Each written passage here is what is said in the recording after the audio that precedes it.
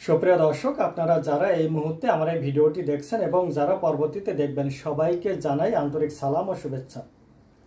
আশা করি যে যেখানে আছেন সবাই সুস্থ আছেন, শান্তিতে আছেন, নিরাপদে আছেন। আমি মোহাম্মদ জয়নাল আবেদিন তুরস্ক থেকে আপনাদের সাথে আছি। গাজা যুদ্ধকে কেন্দ্র করে ইসরায়েলের ক্ষমতাসীন জোট সরকার এবং সেনাবাহিনীর মধ্যকার বিরোধ তীব্র আকার ধারণ করেছে। দেশটির প্রধানমন্ত্রী বেঞ্জামিন নেতানিয়াহু সম্প্রতি ঘোষণা করেছেন যে আবারও গাজাকে সম্পূর্ণরূপে দখল করা হবে।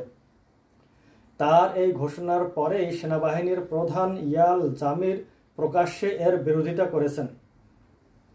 প্রধানমন্ত্রীর কার্যালয়ের সাথে সংশ্লিষ্ট কয়েকটি ঘনিষ্ঠ সূত্র গণমাধ্যমের কাছে দাবি করেছে যে সেনাবাহিনীর প্রধান যদি নেতানিয়াহুর এই পরিকল্পনা মানতে অস্বীকার করেন এবং এটি বাস্তবায়নের জন্য চেষ্টা না করেন, তাহলে তাকে পদত্যাগের আহ্বান জানানো হবে। গাজা যুদ্ধকে কেন্দ্র করে কেন নেতানিয়াহুর সরকার ও সেনাবাহিনীর মধ্যে এই বিরোধের সৃষ্টি হলো? এই বিরোধ কোন দিকে মোড় নিতে পারে? নেতানিয়াহু কি সেনাবাহিনীর প্রধানকে বরখাস্তের পথে হাঁটবেন, নাকি সেনাবাহিনীর প্রধান স্বপদে বহাল থেকে নেতানিয়াহুর উপর এই গাজা যুদ্ধ বন্ধের চাপ দিয়েই যাবেন? এসব নিয়ে আমাদের আজকের আয়োজন। তবে শুরুতেই আপনারা যারা আমার এই চ্যানেলে নতুন এবং এখনো সাবস্ক্রাইব করেননি, তারা অনুগ্রহ করে আমার চ্যানেলটি সাবস্ক্রাইব করবেন এবং বেল আইকনটি চালু করে রাখবেন। ধন্যবাদ। এখন থেকে আপনিও আমাদের এই পরিবারের একজন সদস্য। 2023 সালের 7 অক্টোবর এদিন গাজা শাসনকারী ফিলিস্তিনের প্রতিরোধ গোষ্ঠী হামাস আকস্মিকভাবে ইসরায়েলের বিরুদ্ধে অপারেশন আকসা তুফান শুরু করে। তারই প্রতিক্রিয়ায় ইসরায়েল গাজাতে একটি সামরিক অভিযান শুরু করে, যে অভিযান প্রায় দীর্ঘ 2 বছর ধরে চলছে। অভিযান শুরুর আগে ইসরায়েলের পক্ষ থেকে যেসব লক্ষ্য ও উদ্দেশ্যের কথা বলা হয়েছিল তার একটিও এখনো অর্জিত হয়নি। সেখানে দখলদার সৈন্যরা প্রতিনিয়ত প্রতিরোধের সম্মুখীন হচ্ছে এবং সেখানে মানুষের মধ্যে যে মানবতার অবস্থা বিরাজ করছে এবং নির্বিচারে সেখানে যে মানুষকে হত্যা করা হচ্ছে, তার কারণে ইসরায়েল প্রতিনিয়ত আন্তর্জাতিকভাবে একঘরে হয়ে যাচ্ছে। ইসরায়েলের বিরুদ্ধে সমালোচনা প্রতিনিয়ত বাড়ছে। গাজাতে একটি স্থায়ী যুদ্ধ বিরতির আলোচনা যখন চলছিল এবং উভয় পক্ষের উপর যখন আন্তর্জাতিক বিভিন্ন মহলের চাপ আসছিল একটি স্থায়ী যুদ্ধবিরতিতে সই করার জন্য, তখন নেতানিয়াহু কেন এই ঘোষণা দিলেন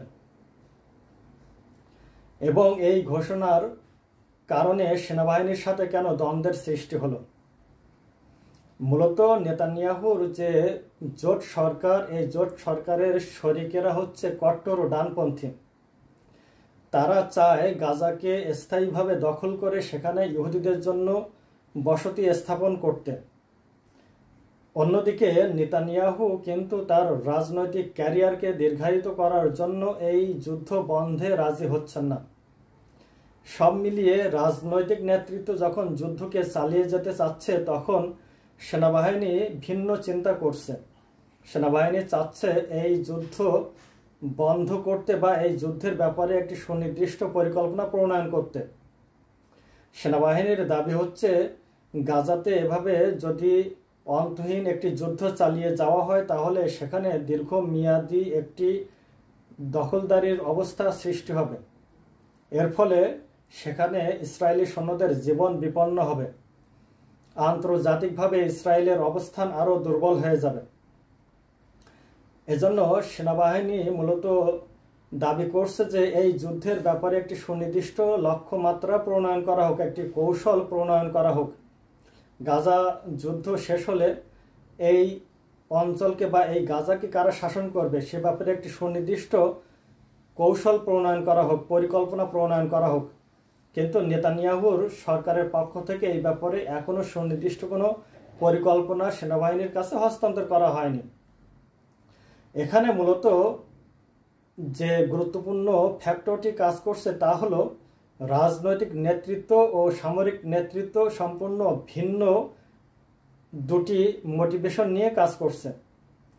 রাজনৈতিক নেতৃত্ব মূলত কাজ করে একটি আদর্শকে সামনে রেখে সেই আদর্শ বাস্তবায়নের জন্য কাজ করে। নেতানিয়াহুর সরকারের কঠোর ডানপন্থী যে শরিকগুলো রয়েছে তাদের আদর্শ হচ্ছে যে কঠোর ইহুদিবাদ, কঠোর জাতীয়তাবাদ।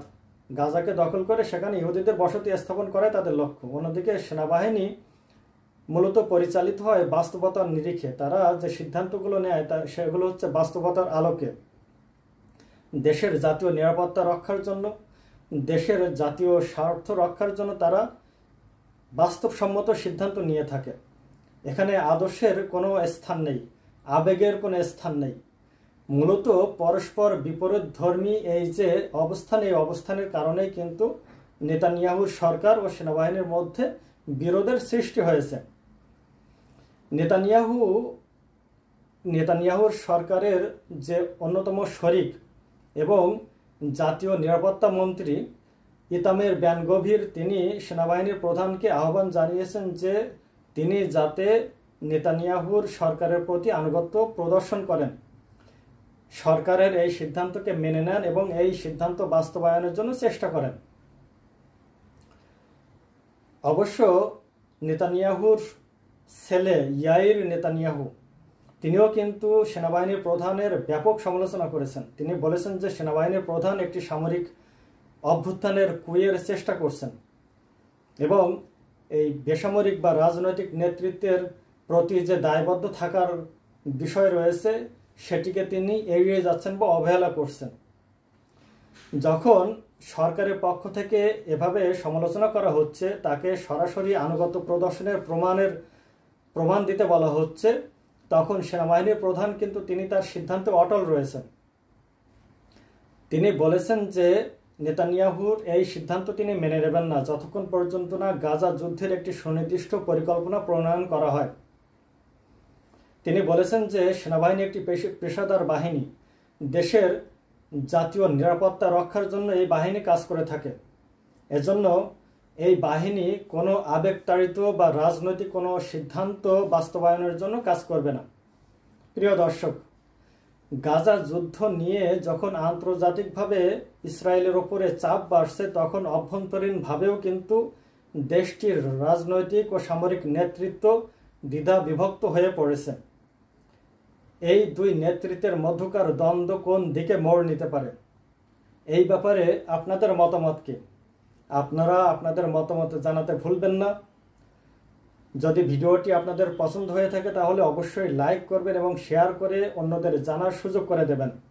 আবারও দেখা হবে অন্য কোনো ইস্যু নিয়ে অন্য কোনো সময়ে। ততক্ষণ সবাই ভালো থাকুন, সুস্থ থাকুন। আল্লাহ হাফেজ।